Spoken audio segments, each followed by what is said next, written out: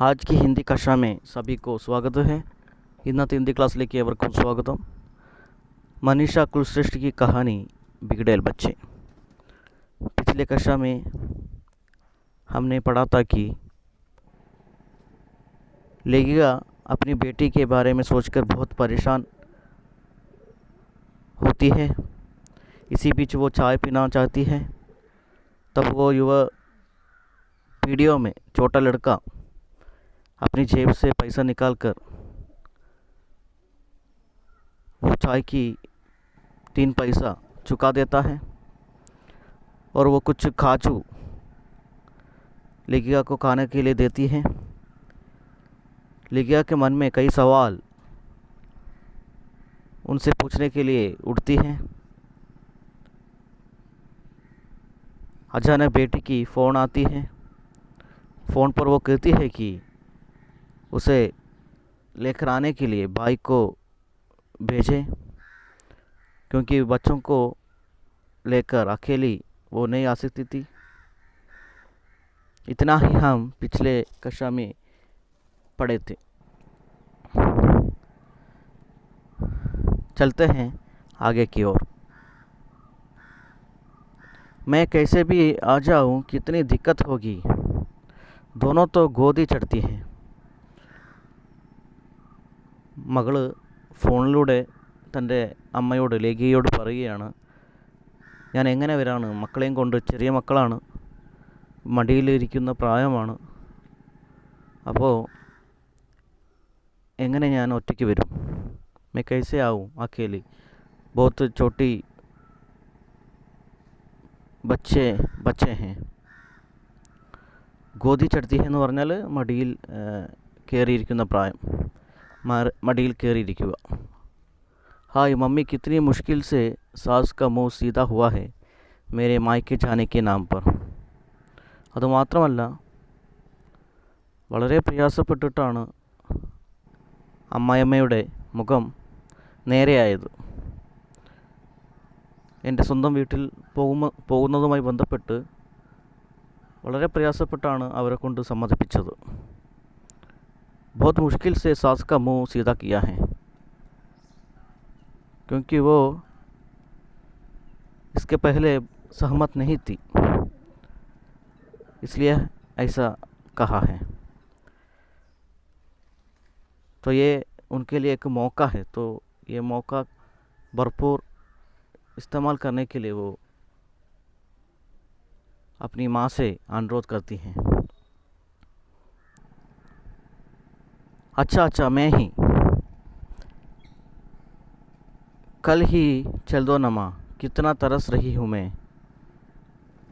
അങ്ങനെ മകള് അമ്മയോട് പറയുകയാണ്, നാളെ തന്നെ അമ്മ പുറപ്പെടൂ, ഞാൻ എത്ര ആഗ്രഹിക്കുന്നുണ്ട്। तरसना എന്ന് പറഞ്ഞാൽ ആഗ്രഹിക്കുക। मैं बहुत चाहती हूँ आने के लिए, कल ही आओ माँ, ऐसी कहती है वो। तो माँ कहती है देखती हूँ, हाँ നോക്കട്ടെ എന്ന് അമ്മ പറയുന്നു। बस फिर सुबह सुबह ट्रेन में बैठती कि मिठाई लेती, अलवार से ही 2 किलो मिल्क केक ले चलती हूँ। അപ്പോൾ അമ്മ അങ്ങനെ ലേഖി അങ്ങനെ ചിന്തിക്കുകയാണ്, ബസ് ഫിർ സുബഹ സുബഹ ട്രെയിൻ മേ ബേഡ്ത്തി കി മിഠായി ലേത്തി, രാവിലെ തന്നെ മിഠായിയൊക്കെ വാങ്ങിച്ചിട്ട് ട്രെയിനിൽ ഇരിക്കാം। അൽവാർ സെ ഹി 2 കിലോ മിൽക്ക് കേക്ക് ലേ ചൽത്തി ഹും, അൽവാർ എത്തിയതിന് ശേഷം 2 കിലോ മിൽക്ക് കേക്കും വാങ്ങിയിട്ട് പോകാമെന്നൊക്കെ ലേഖിക ചിന്തിക്കുകയാണ്। ലേഖിക सोचती है कि मिल्क केक खरीद कर, अलवार से खरीद कर 2 किलो उनको देने के लिए चलती हूँ।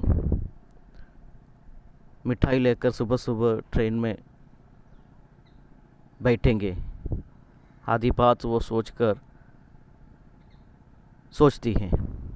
वहाँ जयपुर में तो स्टेशन पर दामाद लेने आएंगे, उनके सामने मिठाई लेती भला अच्छी लगूंगी।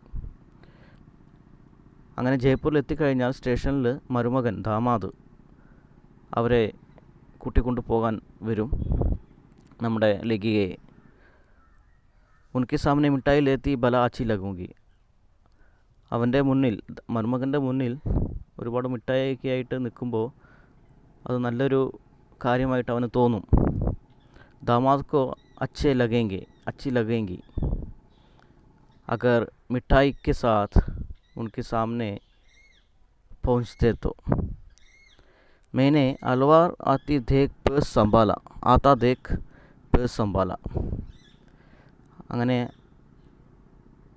ആൽവാർ എത്തുന്നത് കണ്ടപ്പോൾ ഞാൻ എൻ്റെ പേഴ്സൊക്കെ കയ്യിൽ സൂക്ഷിച്ചു വെച്ചു.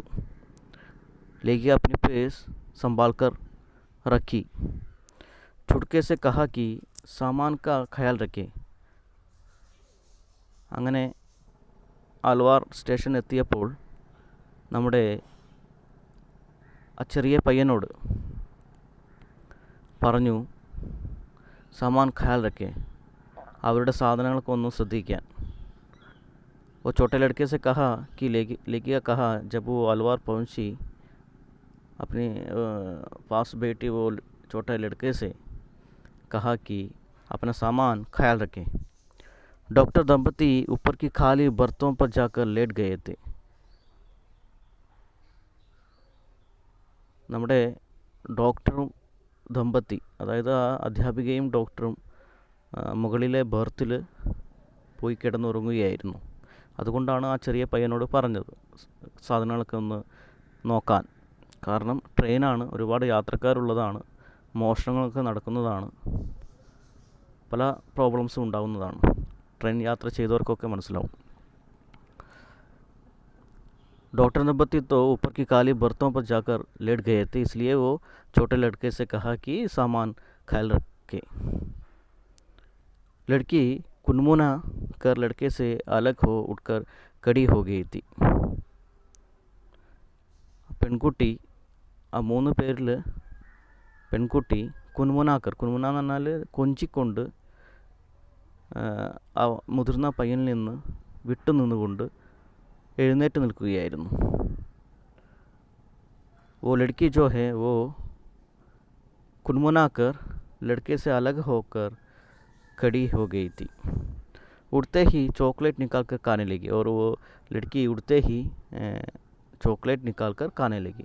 ഒരു ചോക്ലേറ്റ് അവൾ എഴുന്നേറ്റ് നിൽക്കുന്നതോടു കൂടി നിൽക്കുമ്പോൾ തന്നെ ഒരു ചോക്ലേറ്റ് എടുത്ത് കഴിച്ചുകൊണ്ടാണ് നിൽക്കുന്നത്. ട്രെയിൻ റുക്കുകയെത്തി. അങ്ങനെ ട്രെയിൻ നിൽക്കുകയും ഡിബ്ബ സച്ച് മേ ബഹുത് പീച്ചെ താ. നമ്മുടെ ലേഖയും മറ്റുള്ളവരും കയറിയിരിക്കുന്ന ഈ കമ്പാർട്ട്മെൻറ്റ് ഡിബ്ബ വളരെ പിന്നിലാണ്. ബഹുത് പീച്ചെ തെ വോ കമ്പാർട്ട്മെൻറ്റ് ഡിബ്ബ. मिल्क की दुकान दूर थी. മിൽക്ക് കേക്ക് ദുക്കാൻ ദൂർ തി. മിൽക്ക് കേക്ക് വാങ്ങിക്കാനാണെങ്കിൽ കടയാണെങ്കിൽ ഒരുപാട് ദൂരത്താണ്.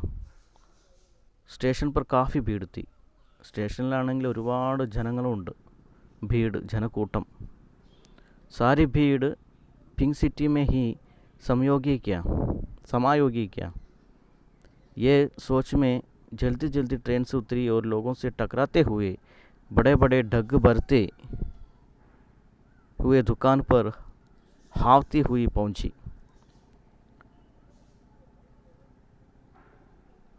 അതായത് ഈ ജനക്കൂട്ടമൊക്കെ ഈ പിങ്ക് സിറ്റി ട്രെയിനിൽ നിന്ന് ഉണ്ടായതാണോ, ഈ പിങ്ക് സിറ്റി ട്രെയിൻ കാരണമാണോ?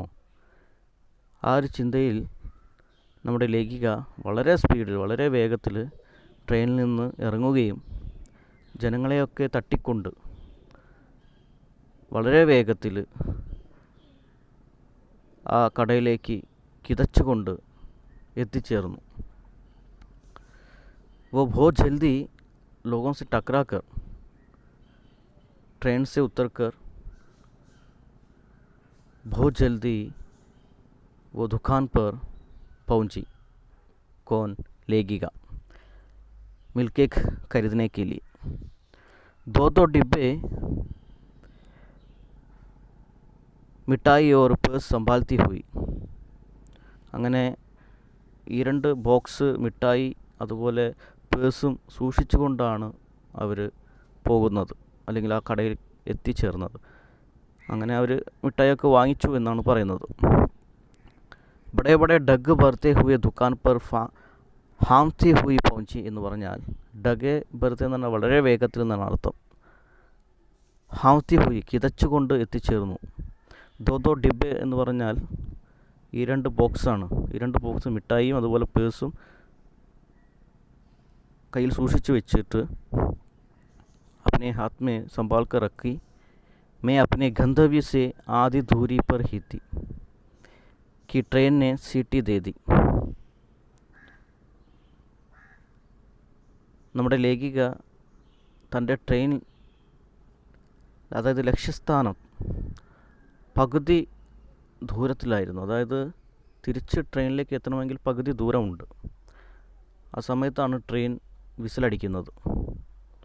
वो आधी दूर पर थी लेगीगा, क्योंकि मिल्क केक खरीदने के लिए वो गई थी और ट्रेन चलने के लिए सीटी मारी. मेरे तो हाथ पाँव फूल गए. लेगीगा की हाथ पाँव फूल गए. കൈകാല് വിറയ്ക്കാൻ തുടങ്ങി. ഹാത്ത് പാവ് ഫൂൾ എന്ന് പറഞ്ഞാൽ കൈകാല് വിറയ്ക്കുക. क्योंकि ट्रेन निकलने वाली है, जाने के लिए तैयार में है ट्रेन. लेगीगा तो आधी दूर पर थी. भीड़ को चीरती हुई मैं आगे बढ़ रही और मुझे दूरदर्शन का एक विज्ञापन याद आ रहा था.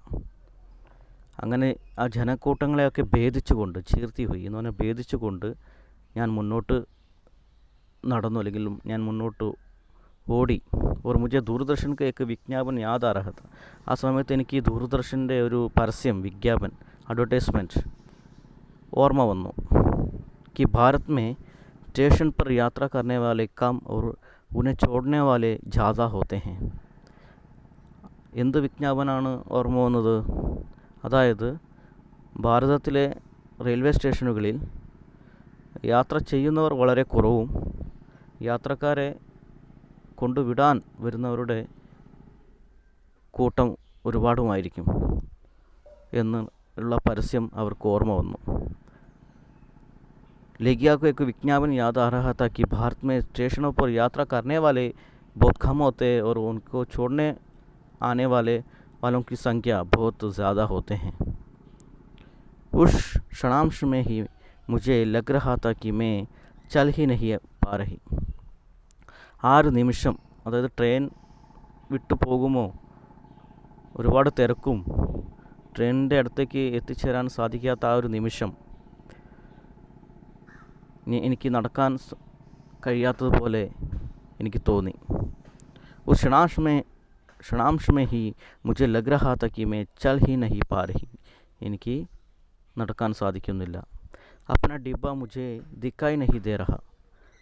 लेगिया को अपने कंपार्टमेंट को दिखाई नहीं दे रहा था, क्योंकि वो डर गई थी ट्रेन के बारे में सोचकर. पहुंचते पहुंचते ट्रेन तो चलेंगे तो क्या होंगे, ये सोचकर वो बहुत डर रही थी. कि अचानक छोटे लड़के की चीख ने ध्यान दिलाया कि मैं डिब्बे के एकदम पास हूँ. അങ്ങനെ പെട്ടെന്ന് നമ്മുടെ ആ ചെറിയ പയ്യൻ്റെ ഉറക്കെയുള്ള വിളി, പയ്യൻ ഉറക്കെ വിളിക്കുകയും ആ വിളി കേട്ടിട്ട് ലഗിയയ്ക്ക് മനസ്സിലായി അവർ കമ്പാർട്ട്മെൻറ്റിൻ്റെ വളരെ അടുത്താണെന്ന് അവർക്ക് മനസ്സിലായി. ആൻറ്റി ആൻറ്റി എന്നാണ് അവർ വിളിച്ചുകൊണ്ടിരിക്കുന്നത്. आंटी कहकर वो पुकारा वो छोटे लड़के ने. तब उनको याद आया कि वो डिब्बे के बहुत एकदम पास है. दरवाजे के पास भीड़ थी, मेरे पीछे भीड़ थी. मैंने किसी तरह दरवाजे का हैंडल पकड़ा और पैर बढ़ाया. അങ്ങനെ ട്രെയിനിൻ്റെ ഡോറിൻ്റെ അടുത്ത് ഒരുപാട് ജനക്കൂട്ടം ഉണ്ടായിരുന്നു. എനിക്ക് പിന്നിലും, ലഗികയുടെ പിന്നിലും ഒരുപാട് ജനക്കൂട്ടം തിരക്കുണ്ടായിരുന്നു.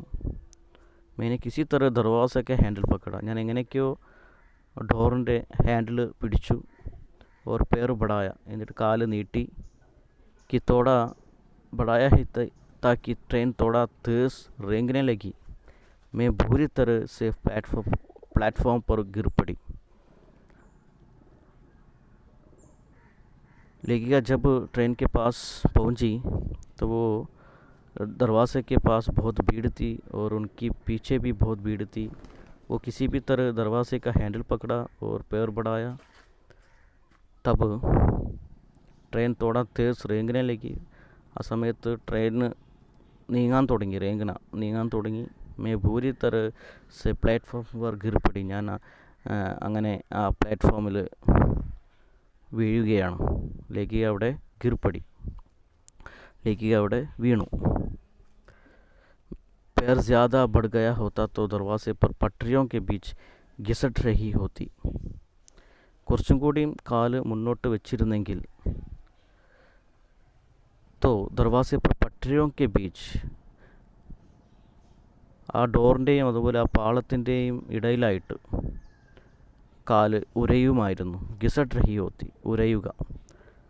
अगर पैर ज़्यादा बढ़ गया हो तो दरवाजे पर पटरियों के बीच घिसट रही होती. गिरते गिरते मुझे छोटे लड़के की चीख सुनाई दी थी. ഞാൻ വീണുകൊണ്ടിരിക്കുന്ന സമയത്ത് തിരക്ക് പിടിച്ച് ട്രെയിൻ പിടിക്കാൻ വേണ്ടിയിട്ട് ചാടി കയറാൻ വേണ്ടി ശ്രമിച്ചപ്പോൾ ആണ് ഇവിടെ ലേഖിക വീഴുന്നത്. ആ വീണ സമയത്ത് എനിക്ക് ആ ചെറിയ പയ്യൻ്റെ വിളി ഞാൻ കേട്ടിരുന്നു. वो छोटे लड़के की चीख वो सुनाई दी थी.